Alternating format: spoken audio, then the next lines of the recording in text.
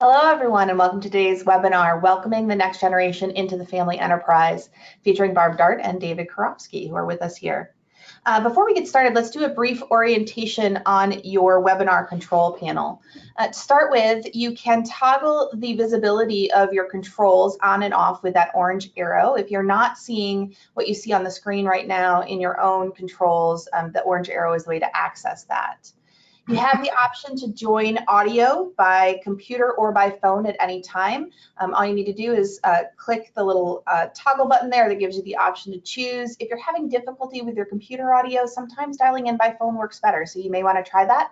And as soon as you click that button, you'll get the dial-in information to access. We will have time for Q&A at the end of this program, so in your interface as well, you can submit questions. We encourage you to do that early and often throughout the program so we can have a great discussion at the end.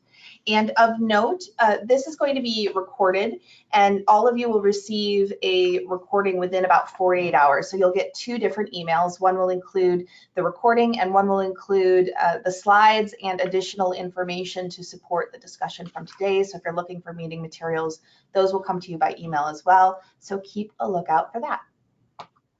With that, let's go ahead and introduce our presenters. Our presenters today are both family business consultants from our team who are working extensively with families that are considering their future with their next generation. So that's why we've invited them to participate today. So first is Barb Dartt. She's a senior consultant with a focus on succession strategies, long-term planning, management transitions, and family governance implementation. Barb is based in Michigan. Welcome, Barb. Hello. And David Karofsky is a consultant with deep experience in ownership and leadership transition, professional development, conflict resolution, strategic planning, and governance development. And David is based in Boston. Hi, David. Hello. One more thing to talk about before we pass to Barb and David. We value confidentiality. We take that responsibility seriously. So to that point, any specific examples we talk about today, we've either been given permission to share in terms of an educational opportunity for other families, or they are composites that are based on common family business experiences with clients that we work with. And also, this is an educational dialogue. So oftentimes you hear the words best practices used. Best practices are only best practices if they're the best for your family. So we encourage you to seek your own counsel about what's right for your situation, which may include legal counsel or consultants like our team in terms of specifics of your situation. So with that, I'm going to turn things over to David to kick things off. Great. Thanks, Christy. Welcome, everybody. Today, Barb and I are going to be really addressing 5 key areas in terms of welcoming the next generation into the family business. The first piece we're going to talk about is communication and how that lays the foundation to successfully bring in that next generation. We're going to address the complexity in family businesses. We will also talk about understanding ownership and how do you develop ownership. We'll be talking about welcoming the next generation into the business, into the employment world. And then finally, how do we pass that baton and move that business from one generation to the next? So with the first one, communicate, communicate, communicate. We cannot stress this enough.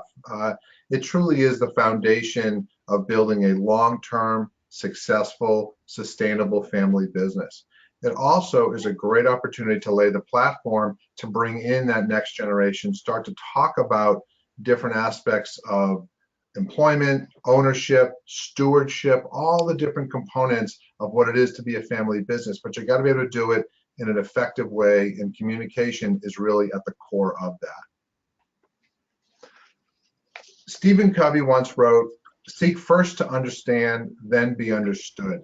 And I think that really speaks volumes in life, let alone in a family business. If you truly feel like you've been heard, that the person on the other side of the desk, so to speak, is understanding what you're saying, it then opens you up to really hear what they're saying as well and create that productive back and forth of a conversation.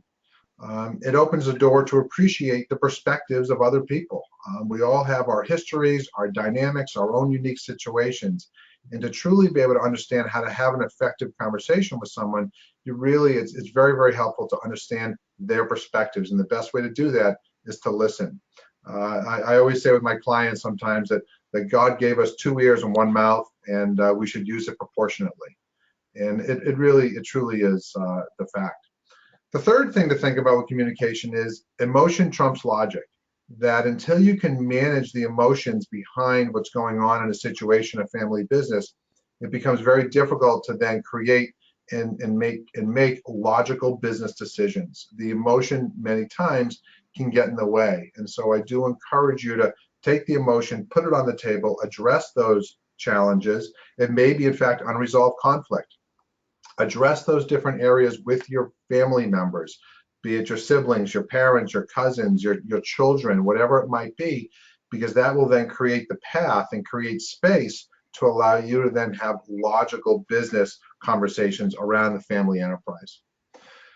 Forgiveness is critical, and that really starts first with forgiving yourself. We're human and we make mistakes, and sometimes we are hardest on ourselves, and really until you can forgive others, and until you can forgive yourself, it often is tough to forgive others. In addition with that is own your apologies. Really own what you're saying. We're all human, we all make mistakes, and people can see right through it when apologies really are not genuine. Next, never assume. We learned that in third grade from our third grade teachers. Don't ever assume, but it's true. If you don't know, ask. Don't assume that they know what you're saying or you know what they're saying. Always clarify. Finally, using the appropriate communication tools. What are the mechanisms for communication? I'm talking about face-to-face conversations, phone calls, email, texts. Use the appropriate medium for the type of conversation. If you're going to have a difficult conversation with a family member, do it face-to-face if it's at all possible. Don't hide behind email and texts. The next piece to look at is how do we have effective communication? And if we look at the left and we look at the blue circle, many times where a troubled communication interface happens is when an individual tees up an issue, they try to communicate that, the other person reacts to what they're saying, which causes ultimately frustration, which then escalates the conversation. And it can escalate in many ways. It can escalate in volume, it can escalate in tone, it can escalate in language, body language. It can also escalate by completely shutting down and not even allowing individuals to actually pursue and get to the other side of that conversation. What we want to encourage you to be able to do is to be able to tee up an issue, communicate that, but for the other person to validate what that individual is saying. Again, going back to what Covey said, if they feel like they've been heard, they're going to open themselves up to now hearing your response. But they need to feel validated and heard first. It doesn't mean you have to agree with them, but certainly feel, have them understand that you really do understand what they're saying. That allows you to respond and have them open themselves up to hearing your response, which creates a productive, positive discussion.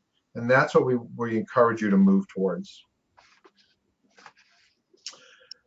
When you move into complexity of the family business, it's really comprised of multiple generations, and we can jump right to the next slide.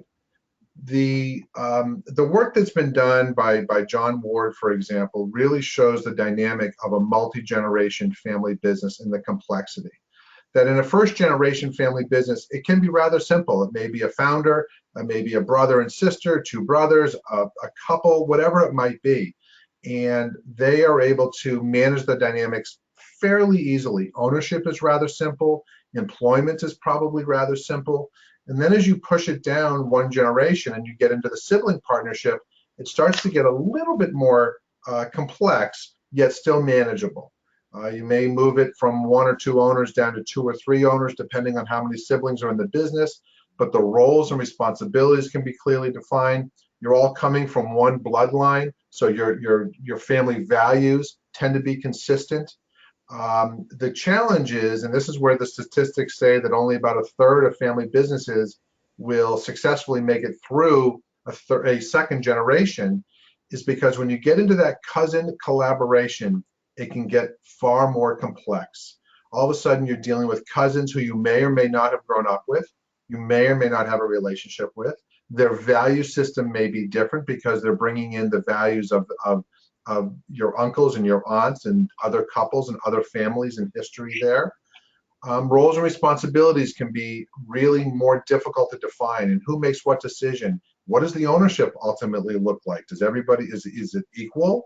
Are voting or decisions made by percentage of ownership, or is it by an individual? How does that look like? And then when you go down even to a fourth generation of the family syndicate, it gets very, very complicated.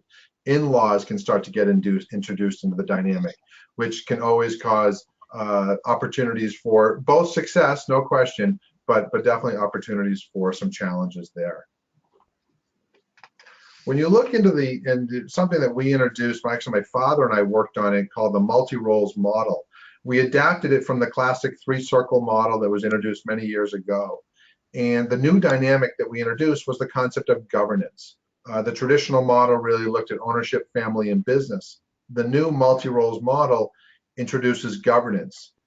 In the old dynamic, in the classic three-circle model, there were only 7 possible combinations of what a role might be for an individual family member. When you introduce one more dynamic in governance, it all of a sudden moves from 7 to 15 and can get far more complex. The interesting thing about governance, though, is it creates a lot of opportunity for the family. It is one of the fastest growing trends that we're seeing in the world of family business consulting, to introduce boards of advisors, boards of directors, family councils on the family side. It is a growing trend. It also creates space for that senior generation to be able to move out of the leather seat, so to speak, of being a CEO or president, and creates opportunity for that individual to move into the board, maybe a chairman of the board role. The nice thing is that now creates space at the leadership level for the son, the daughter, whatever it might be, to now take the role of leadership. But we have to be able to create space, because unfortunately you can't fit 2 butts in one leather chair. And so we need to be able to create that space at the top level of the family business. So now I'm going to introduce Barb and let Barb talk about understanding and developing ownership. Thanks, David. So kind of working within that background of those 2 dynamics David just spoke about, which are the function or dysfunction we all may have within our families around how we communicate with each other, and that increasing complexity as the business moves through generations, because we're welcoming the next generation after all. And that increasing complexity means we're going to have increased formality. So we've got those 2 kind of those 2 contexts operating in the background at all times. David and I are going to talk about 2 specific areas. One is kind of the ownership evolution, how we can welcome next gens around ownership, and then David's going to go into some detail on welcoming next gens into employment. So as we think about ownership, there's really 2 things that I think are unique about ownership in a family-owned business, because you can move that to the next slide. The first is really the nature of ownership for next gens. Next gens are almost always owners by chance, not by choice. They haven't put their own capital in. They may never have experienced that entrepreneurial terror that their parents or their grandparents experienced, that they may have lived through as children. And so they've got a little bit of a challenge, in fact, to put their arms around what ownership means, because they didn't build it or choose it on their own. The second nature, the second kind of concept around ownership that makes it challenging in a family-owned business is the nature of ownership itself. And that is in some ways illustrated by this slide. And it says that, ownership decisions, they just don't come along that often, but when they do, they're quite high impact. So they have high significance, and they have sometimes, but again, they have high significance, but they don't come along that often. When I was in college, I had a summer job for 5 summers marking trees for the Forest Service, which meant that I chose logs that were going to go out during select cut, and we had this great opportunity to get cross-trained in wildland firefighting. And as I think about ownership, it's really a lot like the firefighting opportunity that I had when I was in college as a new employee in a business. We got trained. It's dangerous work, it's dirty work, it's really specialized. We had this tool called a Pulaski. If I was given prizes out in person, anybody who knew what a Pulaski was would get a prize right now, right? So it's really, a very unique tool. Very few people know what it is.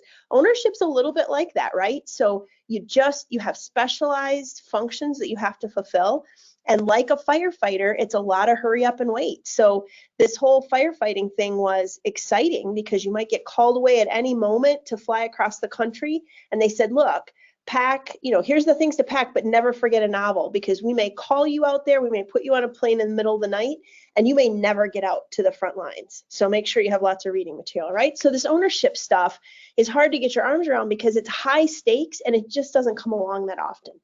So go ahead, Chris, you can move on. So what actually does an owner do? As I've said, not that much. So they set direction in that first line. They elect directors, maybe one of the most impactful things that they do. When we don't have the structure David talked about, when we don't have a board, it's confusing. What's my owner role? What's my board role? That's a whole nother webinar in and of itself. Another thing that owners do is set very specific goals around growth rates, risk choices, how much profitability they'd like. And within that comes the big decisions that you might weigh in on as an owner, like like sale or merger, or actually divestiture of the company. And then finally, you've got kind of a fabric role as you support and partner with management, with the board, with the family, with all those other circles or those kind of ovoids that David referred to. You've got a partner role with them. So again, just not a lot of places where you get to make very specific decisions. So we've got this owner role. It doesn't come up very often, but it's quite complex and highly impactful. So what do you have to behave like if you're an effective owner? How do good owners? Can I jump in for 1 second? One of the things that I think an owner also helps to do is they really set that tone for the business, that sense of stewardship. Their presence alone can have that effect. And I know it's not on there, it's not a core thing, but I think there's a component of just how owners can really set that tone in a family business. Absolutely. Yeah. How you show up, how you live. Yeah, it really does. Yep. Thank you. So good owners behave like those firefighters, right? So they're calm under pressure, they're team players, and they're really good decision makers. When I was in the Forest Service, part of the appeal of being trained for this dangerous job that you didn't know if you're going to get to fulfill or not is, number one, they paid me for training, so that made it sort of easy. But if you got to be a firefighter, you had the opportunity to get hazard pay. So you got like some ridiculous proportion of your base pay as a government employee because you were put in harm's way.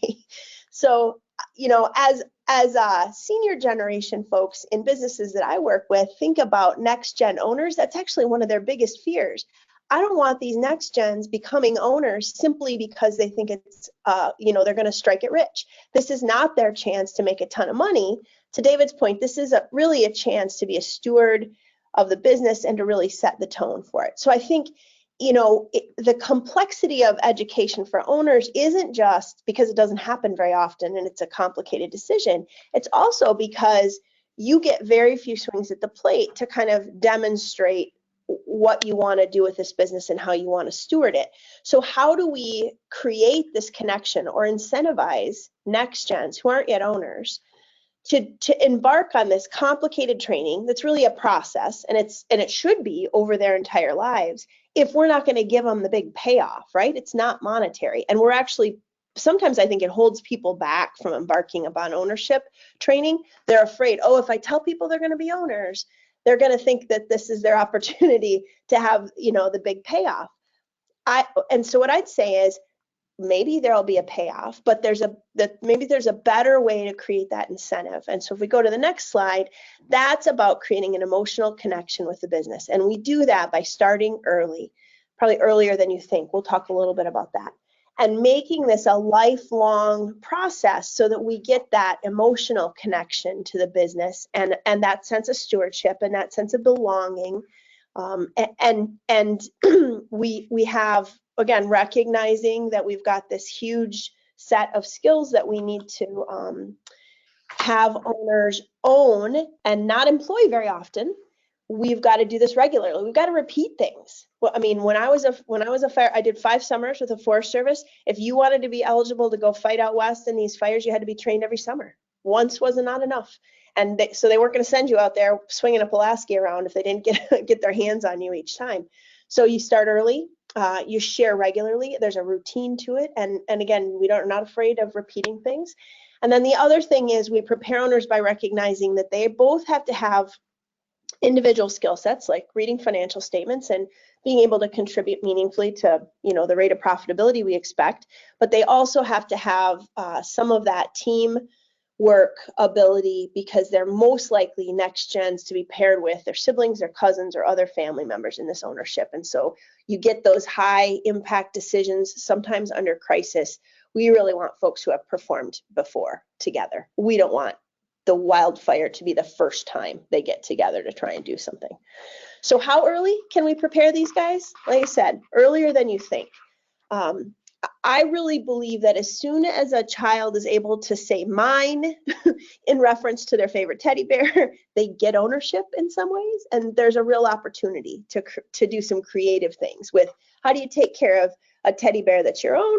How do you take care of a teddy bear that belongs to your cousin or that we're going to give away, right? I mean, and so I'd say that, the design of educational sessions that the family puts on and delivers to owners, it ought to be heavily influenced by the most creative among your family. And one of the funnest things I do, and I'm sure David does too, is see the creativity that comes from families and see some of the folks that are tapped for their ideas that don't typically get to contribute in a real business setting, really have their skills brought to life in the meetings. Because really what we want to do, and I've got several families right now that I'm working with, and they're putting on the first family education opportunity for next gens that tend to be in the age from toddler or young elementary all the way up to 25.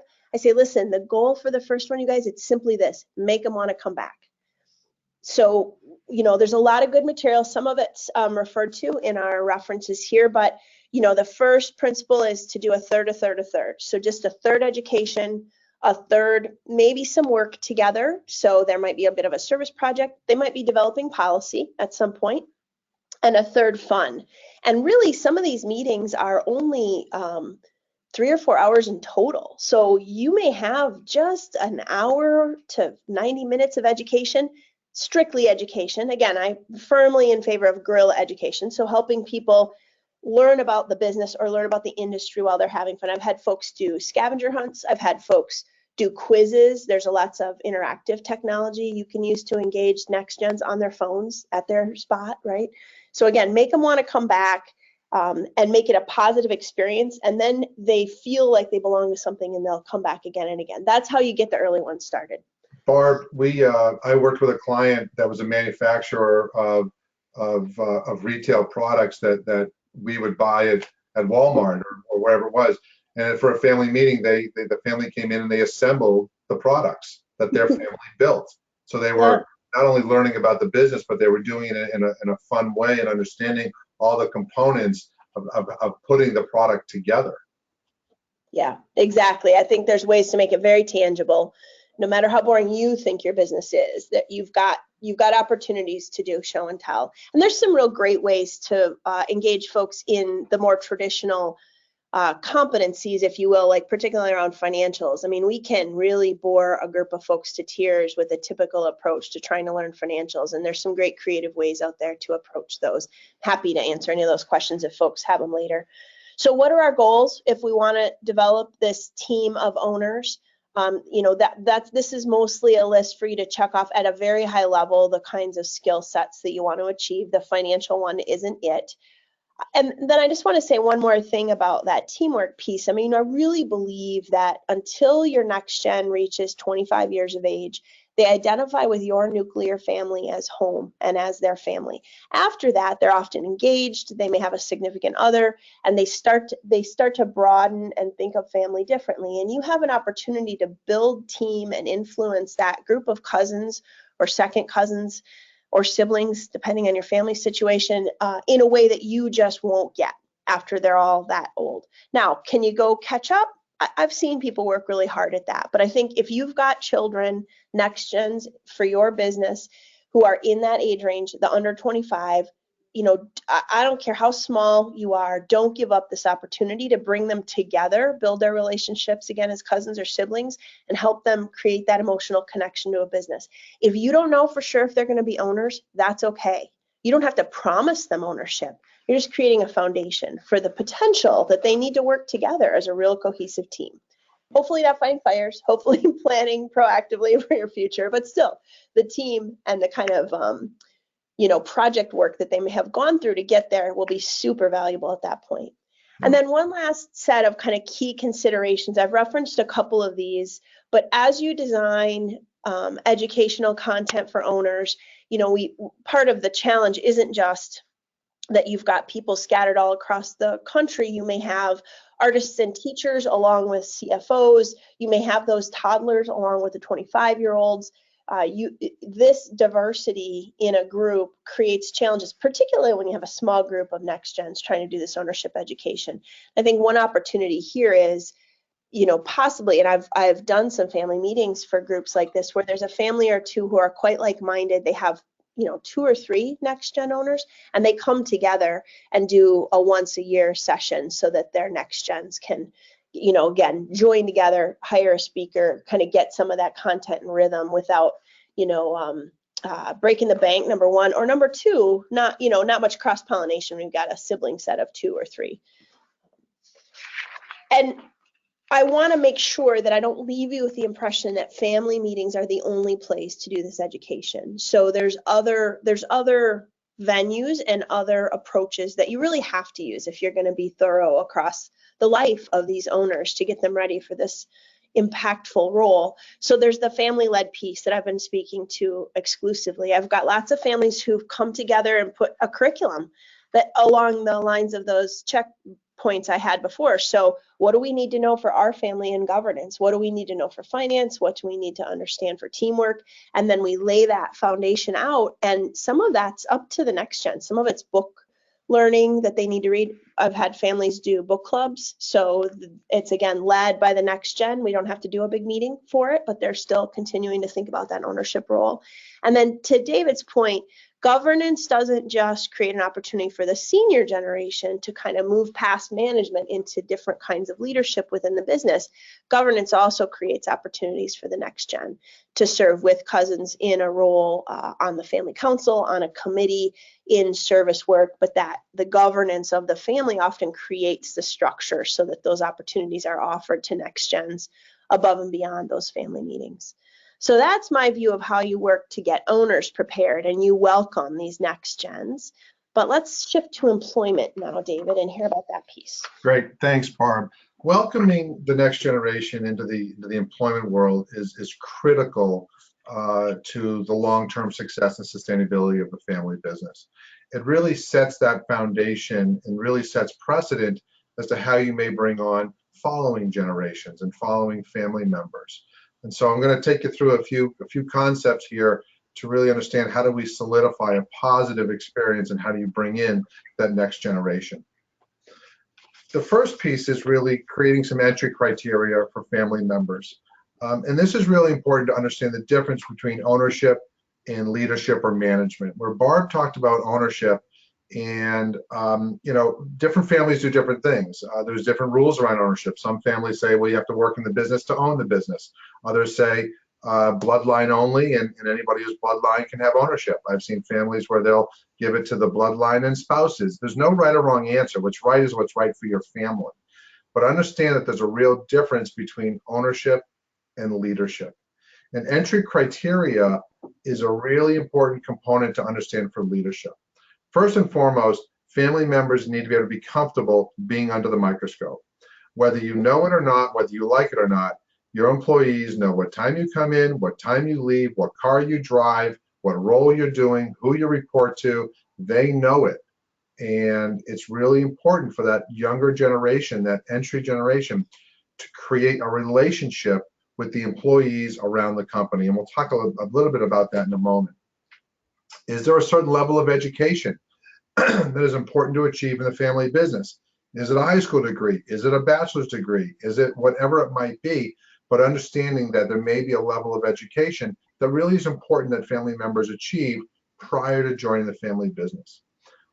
Working outside the business, we can't stress this enough. It is a best practice. Again, it needs to work for your family, but as you know, there's no hard, fast rule, but we would recommend that maybe somebody works 3 to 5 years somewhere else possibly in a related industry. The reason why is a few. One, it allows them to understand what it is to work for a boss and work for somebody else that isn't a family member. Two, it allows that individual to develop their own skill sets and their own knowledge and their own talent, and to be able to bring that back to the family business. Finally, it also creates a sense where the senior generation isn't reliant and they don't feel like they are dependent upon. That if an opportunity to sell the business were to come along, you might take it, versus saying, well, geez, I can't because, my gosh, where is my daughter or son? Where are they going to work? Or my nephew? I have to keep the family business going because they have nowhere else to go. We don't want that. We don't want to hamstring any potential great opportunities that might be presented to the family business. Is there a position available? What's the compensation? Who are they going to report to? We would encourage, don't report to a family member. Find someone within the business that they can report to that can help mentor and grow them, yet has the confidence and the ability to really manage that individual without getting caught in between the family dynamics. And finally, we would encourage you to monitor the performance. Do 360 reviews or annual performance reviews, whatever it might be, but to be able to create an opportunity for that family member to build their skill sets as they grow up the family business, so to speak. David, I don't know about your experience, but I'd say that not having any kind of family employment policy that answers these points that you just laid out is one of the most common hiccups that I see between generations, and actually generates sometimes the reasons why I've been asked to help families. It is often why we get called into a situation. And so, I think for families to be able to do this and talk about it early, and we're talking early on when the kids are in high school and they're coming in on weekends and sweeping the floor, but talk about it so that it becomes, you're managing the expectation of how that family member and how that next generation is going to come into the family business.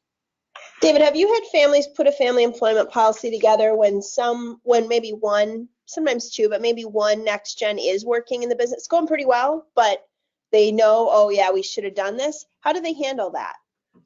Well, we've done it, and it gets handled. It can be mixed because it all depends. If all of a sudden, two brothers are going to start to, they've been in the business and they're second generation, and now one of the brothers' daughters wants to come into the business, and I was like, oh, well, we got to have an entry criteria. Now you got the father and the uncle setting criteria for this young woman coming in.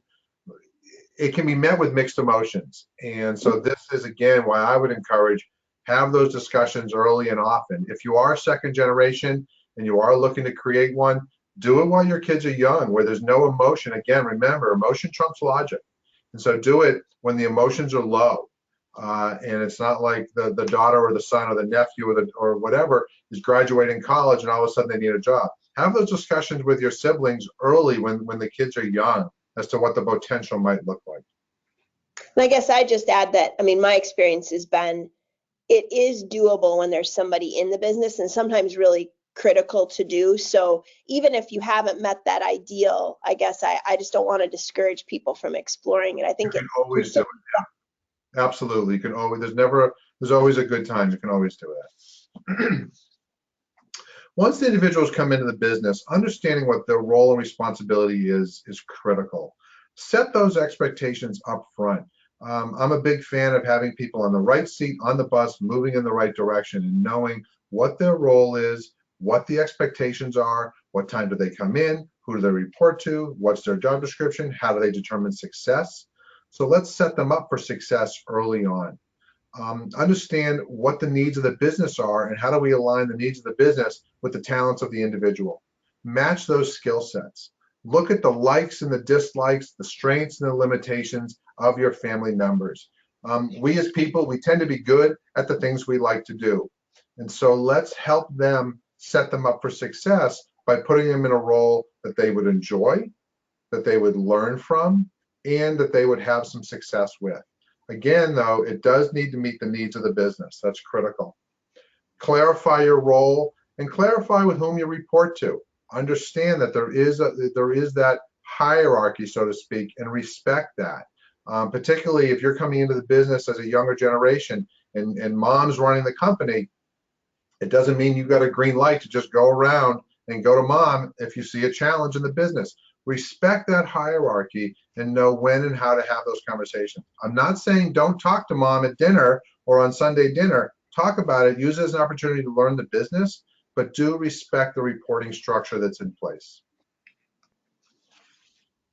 One of the things to explore is a potential rotation program. I did this with a client a few years ago where the younger generation was coming in, and we had set him up to be able to rotate through the key areas of the business: manufacturing, finance, operations, sales. All depends on what your family business is. But it gave them an opportunity to really get a complete understanding of the business and all the key areas of the organization.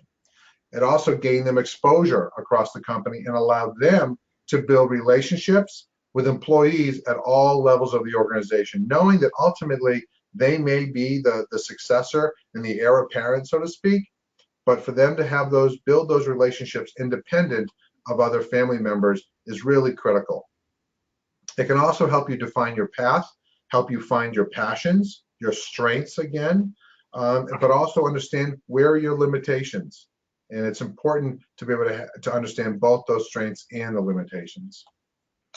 David, I've had families come together and actually create kind of a guiding document that says, here's how we develop family employees within our business. Yep. And the senior generation and those working in the business already all put that together. It goes back to your prior point. It sets expectations. Folks understand, hey, I'm going to be in a role in the business. I'm going to be expected to do 80% of the job or 100% of the job or close to it and 80% of the time, because I'm actually going to use some of my time in the business to do ownership development things. And Right. I get to go to trade shows, even though I'm in the accounting department, because I happen to have the right last name. And so it sets the expectation for family members, but particularly that it gets shared with supervisors so that they know that they've got this person in this role, but they're going to have other priorities. Yeah, they may go to the meeting with the banker or the lawyer that traditionally somebody in that position wouldn't,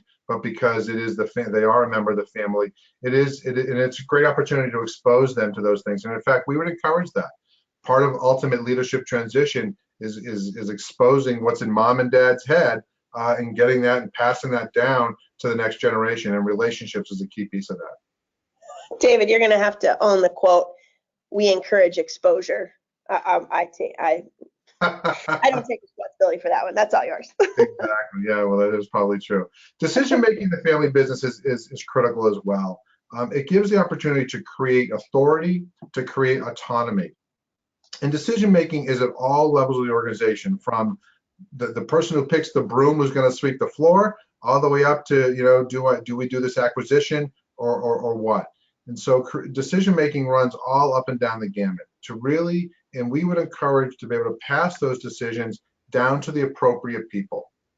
Use data to a point, but don't let it paralyze you. Understand you want to make informed decisions, but also understand that different people need different levels of information in order to make a decision.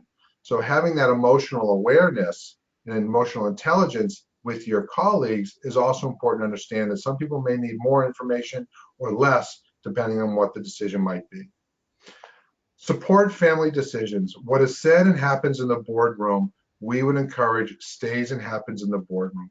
You may not always agree on every decision, but we really do encourage family members to support each other outside the boardroom, because your employees will know if you don't. And there is an opportunity for your employees to play you, so to speak. And you don't want to give them the opportunity to pit family members against each other. So we very much do strongly suggest that family members support each other outside the boardroom with whatever decisions might be made, so to speak.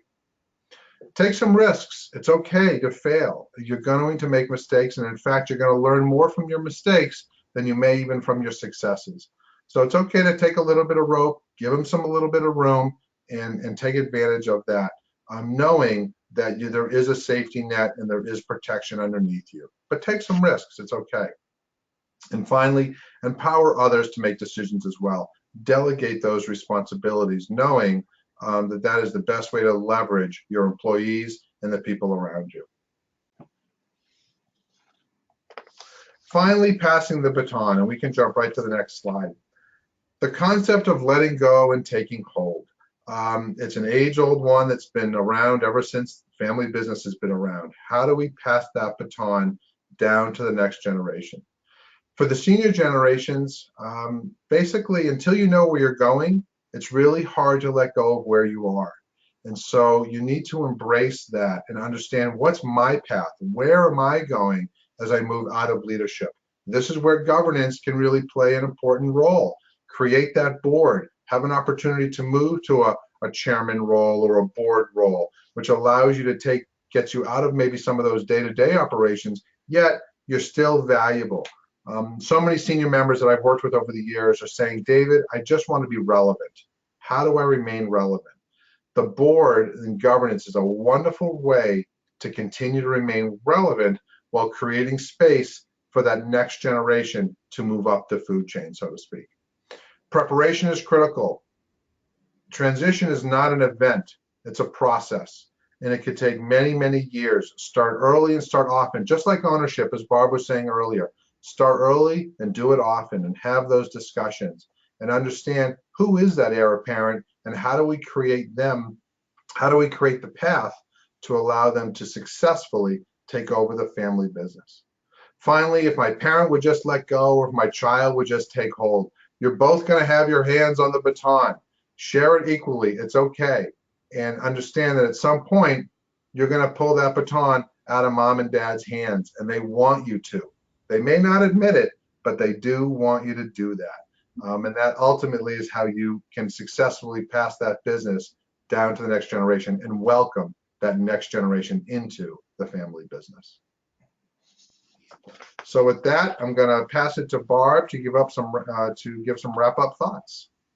So, there was a lot there, and we covered these 5 areas. So I just have 3 or 4 takeaways. There's a lot of resources that we'll refer to in just a minute here that you're welcome to dive into to address a particular challenge you might be facing in your family business. But I think if there's a few things we can emphasize, it would be this. So first, you can't over communicate. You can over talk, but if you're being effective at communicating, where you're getting the right people, the right message at the right time, you can't overdo it. I think one of the challenges I see is folks who tend to be super successful at business, particularly entrepreneurs who built businesses, really value efficiency. And sometimes communication to family members it feels like the exact opposite of efficiency. Why would I involve people that don't know about the day-to-day and don't really understand what's going on? Why would I let them know? And I think it's critical, as we think about this welcoming the next generation into the business phase, to understand that the stakeholder group just got larger. And it's easier sometimes if you remember that within the family circle, the family area in the ovoids David shared, that it's never going to be as efficient as you can communicate within the business types of meetings. But it's critical for continuity. So if you really want continuity, learn about this communication, or get somebody in the family who gets this and kind of lives and breathes kind of keeping people informed to head it up. Because if you don't have the skill sets, both individual and team, to talk about the tough stuff and to know when it's time to get together, none of the rest of this matters. It's that foundation of communication that really starts you off right. For the ownership piece, start early and do it often. Start earlier than maybe you'd ever think you could, and get a rhythm going, pull in the talents of others. But you can start early. And again, if you don't know if they're going to be owners, it's okay. It doesn't matter. You don't have to promise that, but just help with the concepts. Sometimes you do it around the dinner table already, but as the family gets larger, it has to get a little more formal. Thirdly, and David and I talked about this already, but family employment policy is one of the most common rubs that we see, because folks, just don't worry too much about what's going on over there in the family business until their child or their nephew gets turned down, and they thought, hey, everybody gets an opportunity right here. It wasn't that the plan? Expectations get violated, and people get crosswise, and often when that's the case, that communication structure has not been established either. So now we've got two problems. We thought that everybody had a chance, or so-and-so is going to have a chance, and they don't, and we don't even have the path with which to be heard on that. And so again, you've got to build these things ahead of when you need them. And then finally, setting those expectations around roles of owners and what they do and don't get to do, roles of employees and how they get reviewed, paid, and how they get trained and developed. I mean, again, you start before you need it, and it helps a lot to build the foundation of continuity, which will ultimately be very welcoming for the next generation. So those would be the highlights. If you're just going to pick a couple things to focus on here, I'd say those ought to be the ones. And at this point, I'll give it back to Christy, I think, and if we've got some questions, we'll have time then to work through those. Perfect. Thank you, Barb and David, for taking us through a topic that's very popular and that a lot of people are thinking about. We are going to go to Q&A. If you have not submitted your questions yet, now's your chance. We do have a few in the queue, but hopefully we'll get a chance to attack some of these together. And then wanted to point you to a couple of additional resources while we're getting ready to answer those. For those of you for whom this is a critical topic, we do have a program that we've just launched for this fall. This is our second annual Family Governance Forum, and the theme for this year is developing the next generation. Barb is actually on faculty for that program here in Chicago. So if you are interested in that, there'll be more information on our website.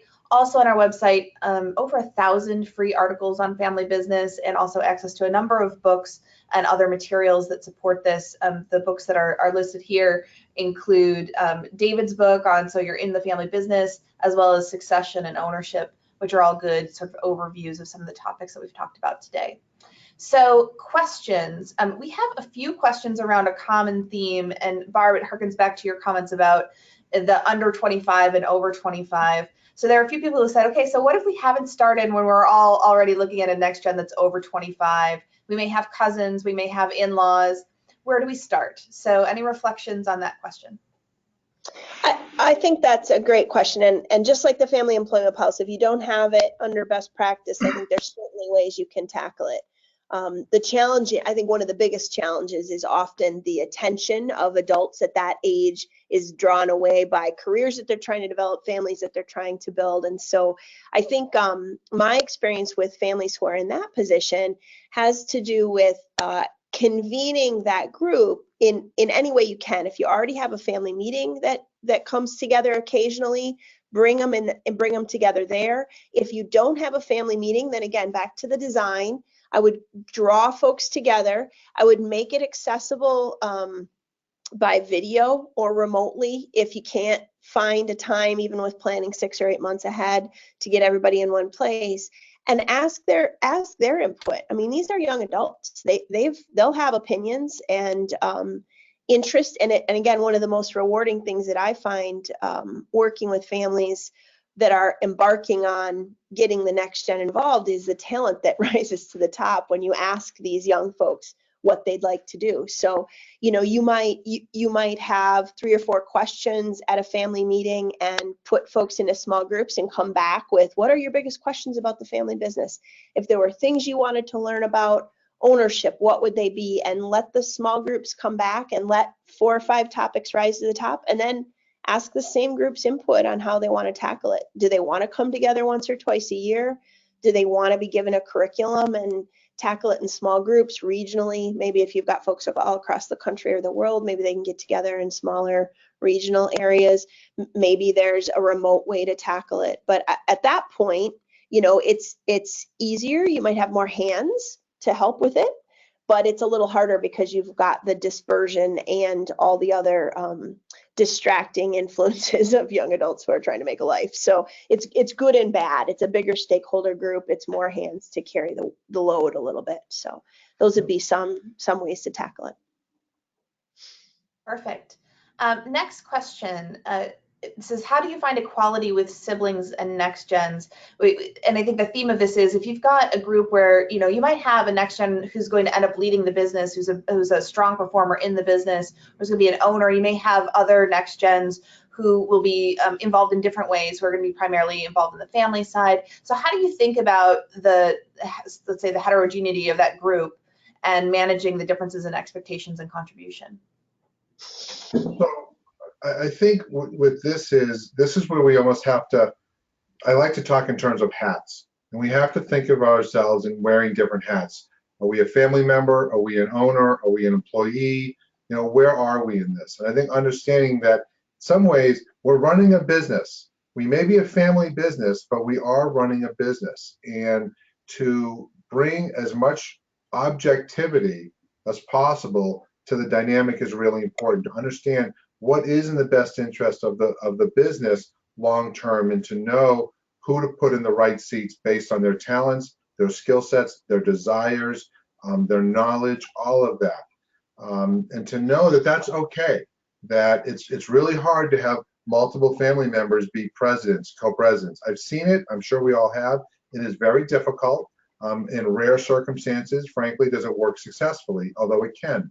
But generally, there ultimately does have to be a decision maker, and knowing who that is for what's in the best interest of the company and coming to terms with that is critical. And again, this is where we have to separate emotion and logic. Deal with the emotion, get past that, and then let's make good business decisions and know that whichever sibling, cousin, whoever it might be, may even be a non-family member, by the way, may be in the best position to run that company, because if we take care of the business will take care of the family. And I think I would add to, you know, to the heterogeneity of knowledge when you come to the table, right? To Kirsty, to your point earlier, how do you educate a group with that broad a spectrum of kind of base that they show up with? And so that's why I think the engagement's important in some of the guerrilla education, because, you know, we've got a board game that we use within the group here to do finance and strategy education. That's engaging for the CFO in some ways, and it's engaging for people who don't know how to put a P&L together, right? I mean, we put it at a level at which everybody can encourage each other. You've got some peer learning going on. And then to David's point of, let's just be honest about what's going on here. Maybe we do a little bit of advanced prep. And I've seen it happen where, you know, we've got new family members on a board. They may not know exactly what they need to know about the industry, the business, or the finances to sit in a board meeting and feel comfortable, but they really want to engage. And so there's a pre-meeting for new family members who join the board, and the CFO spends half a day the day before going through all those documents so that they get 2 reps. And that way, when they're sitting in the meeting, they don't feel stupid. They feel like they can speak up. And, you know, that same kind of approach. Look, those who would like to come and get a better understanding, we'll ask you to spend some more time, but there's going to be space for you so you can feel like it won't ever be a fully level playing field, but you'll have the base that you need to contribute and ask good questions. Perfect. The next question I have here is, can you discuss the management or expectations of having family member employees reporting to non-family member employees? So how do you set up that relationship to be successful? Well, it's an interesting dynamic, and the person with whom they report to, it's really important that that person is comfortable taking on the management responsibility of a family member, because it obviously can be awkward. And it's not everybody. It's not everybody in your business who can do that piece. No, it's definitely not everybody in the business. And what's most important is that the family leadership in that dynamic empowers that individual, that non-family member, to be able to manage the family member effectively, and knowing that mistakes are going to happen, things are going to go wrong, whatever it is, but they've got to be able to manage that individual and have the autonomy to do so successfully. And so it really, frankly, it's more about the senior generation than it is about the younger generation in many ways. That senior generation has to feel comfortable doing that, and has to feel comfortable about empowering and giving the autonomy to that non-family individual to manage, you know, his or her son, daughter, nephew, whoever it might be, knowing that stuff's going to come up. But let's create what I call, let's set the rules of the game. And what are the rules of the game going to look like when managing a family member? And it's not clear, But that goes along with entry criteria, is understanding that's a component of it as well in terms of employment policy that Barb and I have been talking about today. I've seen people also go the next level and create an ombudsman or a small committee that non-family employee can go to, because while we can put the expectations in place, that supervisor and manager may know that I'm gonna talk to this guy because he can't seem to show up at 7 o'clock every day, but I know that the next time I talk to him, mom's calling again because she doesn't work in the business. She's got good reasons he can't get there at 7, and that's who I'm going to hear from. Sometimes that supervisor needs a place to go that's outside the family and outside the in-business leadership to say, like, listen, I know that I'm supposed to expect the exact same, and in this case, it's just not realistic. How do we manage that? So, because if you've got, I mean, any non-family employee who's got the chops to supervise a family member and help them develop, you don't want to lose them. And so to create that safe space for that non-family manager that's really talented to feel like they're given the resources to juggle that tough balance between holding them accountable and not being the final arbiter, that's really helpful to keeping those folks employed with you. The other piece I would add in is be careful not to allow triangulation to happen in the dynamic where, you know, you've got dad and daughter and non-family. The non-family is managing the daughter, and there's a challenge going on there, and the daughter goes to dad. Dad's got to be able to respect it and go, geez, I can see that must be difficult. How can I help you handle it? But dad can't go to the non-family manager and say, hey, what are you doing? It's not fair, and it puts that person in an incredibly difficult position. That's great insight. We're going to take one more question. On the screen right now is the contact information for Barb, David, myself. If you have follow-up questions or want to learn more about FBCG, you can reach out to any of us. There will be a survey directly after the program. We appreciate you providing your feedback on that. It helps us with planning future programs. So before we close out, we have one more question around communication, and this person noted that they appreciated the importance of communication as the foundation. And the question is, what do you do when the founder and patriarch is not particularly inclined towards communicating on that level? And how can other family members play a part? Great question. It's a great question. I'll take a stab and then Barb, be curious on your thoughts. This is where family trumps business, and family can really try and work with the individual who's having a difficulty communicating on any issue that it might be. I was just talking to a client yesterday, in fact, a son and a dad who are working in business together, and dad's having a hard time letting go on some stuff, and his communication is being challenged. And what I employed to the son was, you've got to tap into what's going on with dad. You've got to tap into what emotional state is, in this case, is your father in, that's causing him to have some challenges with this communication. If we can tap into that, and the son can appeal to that side of his father, and the father can see that side of his son or daughter, whatever it might be, that's enough sometimes to break through the barrier. The other piece is having all the members of that younger generation be able to come together and support each other, and being able to deliver a difficult message to mom or dad or member of the senior generation. Barb, what are your thoughts on that? Yeah, those were good. I emphasize that last piece. I mean, we talk about differences and challenges being very natural. There's a tension that should be natural between generations because of styles and, you know, age in which you grew up and kind of stage of life and stage of wealth. But if you can have cohesion within the generation to carry that message, that's super powerful. I think you appeal then to the senior generations, I would hope, stated desire that the business have continuity. So, hey, listen, we're coming together as a group, and you've said that you want continuity. That's what we want to. And here's what we're seeing getting in the way of that. How can we work on this to solve it together? And that might sound a little pie in the sky, but I think the power of coming together and adding to David's other point, saying, hey, you said this is what you wanted. Here's what we need from you. I guess the other thing that I employ is often saying, okay, because this is a really common one, right? You've got senior generation who just won't share the information that's necessary for the next gen to learn any of this. I mean, how do you welcome the next gen when nobody will tell you what's going on?